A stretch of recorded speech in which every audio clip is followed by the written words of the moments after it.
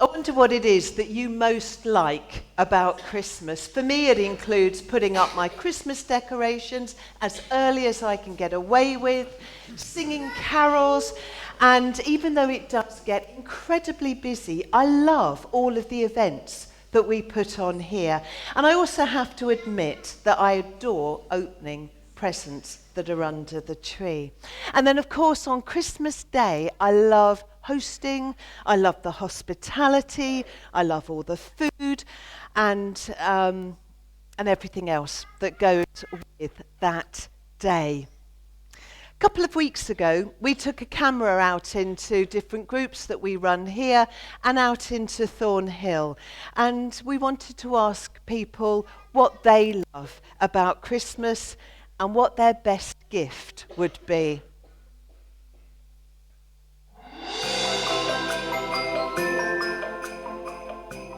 It's the time off work and spending time with the family. One of my favourite things is probably the food. Just the family time. Not a lot. It's a good excuse to get merry. I love the excitement of Christmas, the build up to Christmas. Family. Seeing family and friends. Well, people are friendly. It's one day a year where nobody's obnoxious, you know. Nothing at the moment. It's a celebration of Jesus' birth. I'm not very keen on Christmas. I think I'm more of a bar humbug.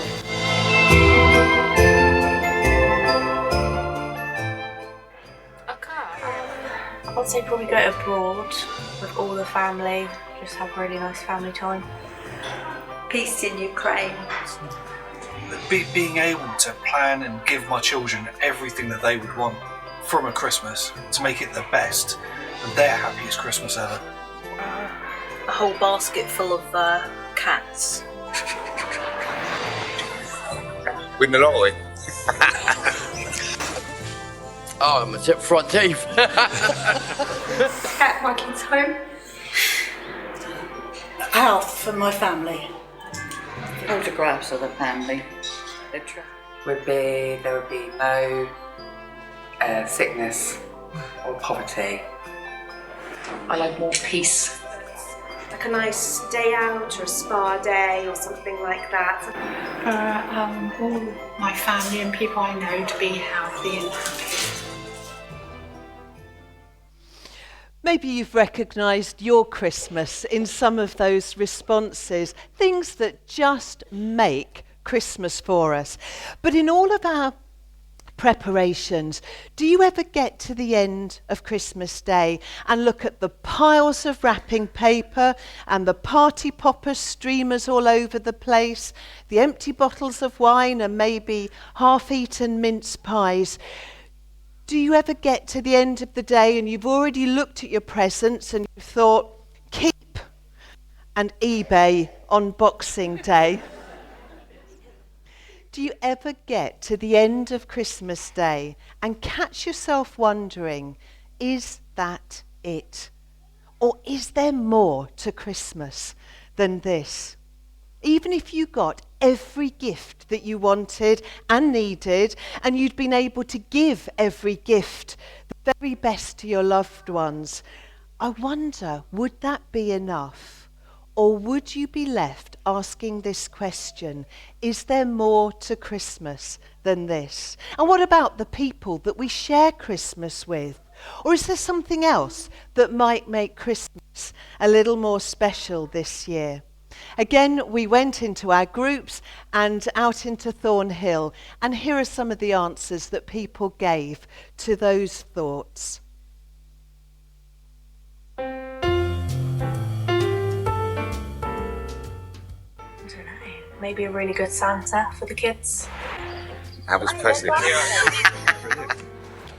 reckon Mickey Flanagan would have a right laugh.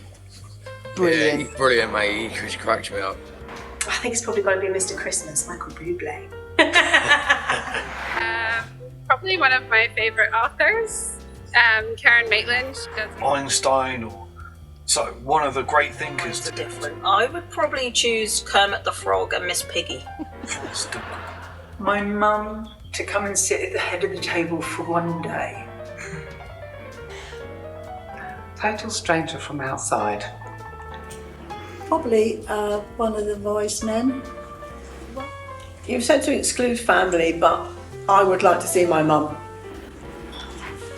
Jesus. I'd like Jeremy Corbyn.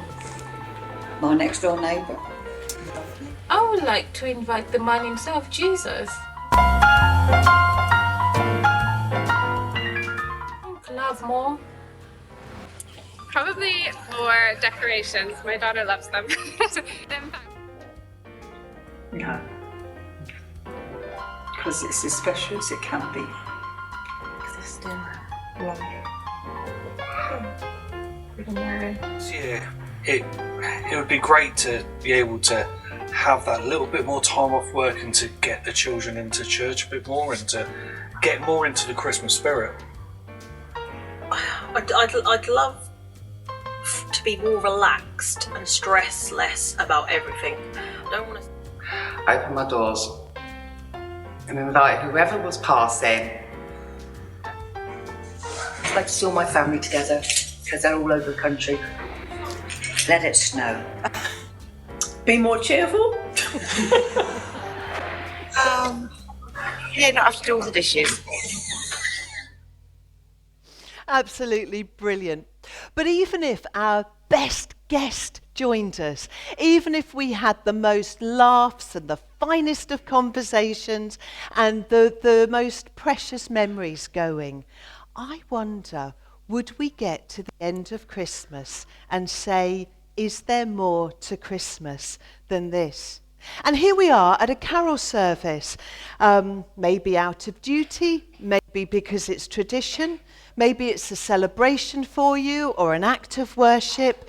Maybe this is when Christmas starts for you. The choir's been great. We've sung our hearts out. The Bible readers have read so well. The church looks pretty. Tech, you've done a great job. You really have. We had a warm welcome when we arrived, and maybe you're also looking forward to a little bit of that mulled wine at the end of the service. It might feel really perfect. But even here, tonight in church, might we dare to ask, is there more to Christmas than this?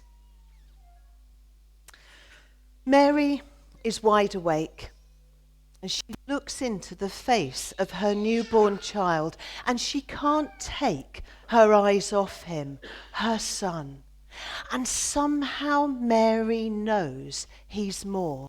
Somehow Mary knows she's holding God. He doesn't look like God because he's a baby. He doesn't sound like God. He has a helpless and piercing cry.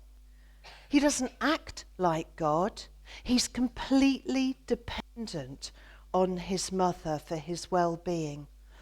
But the Christian author Max Lucado says that's what Christmas is all about. Majesty in the midst of the mundane. Holiness in the filth of sheep manure and sweat. Divinity entering the world on the floor of a stable, through the womb of a teenager, and in the presence of a carpenter. You see, Christmas is where God was made flesh. That's what Christmas is about. Jesus making real to us God's forgiveness and his mercy and his grace. Jesus making real to us God's compassion, his kindness, his generosity and his wisdom. Jesus making real to us God's inclusiveness, his love of relationship and his desire for us to be in relationship with him. You see, Christmas is when God invaded the world in human form and he lived among us. But could Christmas be even more? What if Christmas isn't just about God living among us, but God living within us? What if Christmas is also about the Word being made flesh in and through our lives? This evening we've revisited the Christmas story, angels and shepherds and innkeepers and wise men, and they're crucial to the story as we know it. But what if they are God's invitation to us tonight? Could Christmas be God's invitation for us to be like the angels, speaking peace and good news into people's lives? Or maybe this is God's invitation for us to be like the innkeeper, people who find a way of saying yes to people in need. Might Christmas be God's invitation to find a way to go the extra mile like the wise men did? Shepherds lived on the margins of society.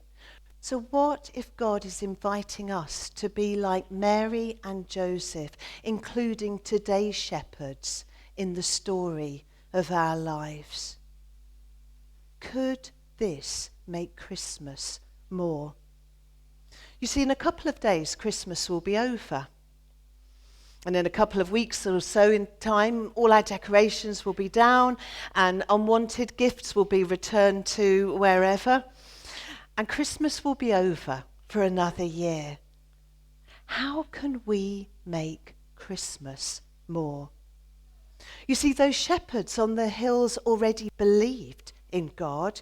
They might not have given him much thought or space in their lives, but they believed he was there. And then suddenly they reached a turning point in their lives and they realized it wasn't just enough to believe he was there. They needed to get up and follow him.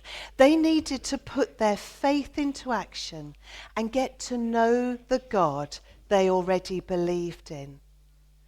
And perhaps this Christmas, you have reached a turning point in your life, in your faith. You might not have given this much thought from one year to the next. But if he's here, if he's there, if he wants to know you, if he came so that you could get to know him, then maybe this year is the year to put your faith into action and take the next step. Say yes to him this evening, or sign up and join our January Alpha course, because that's a way of exploring what that next step might mean. Maybe you're part of our online church and you're watching this evening. Is this Christmas the time to come in to the building? You've enjoyed doing church from a distance, but it's time to be part of something bigger rather than doing church home alone. If you've been part of this church family for a while, is this the Christmas to be more intentional in the way that you join in? What might God want to do with and through you in the coming year? I wonder, this year, tonight, how can we make Christmas more?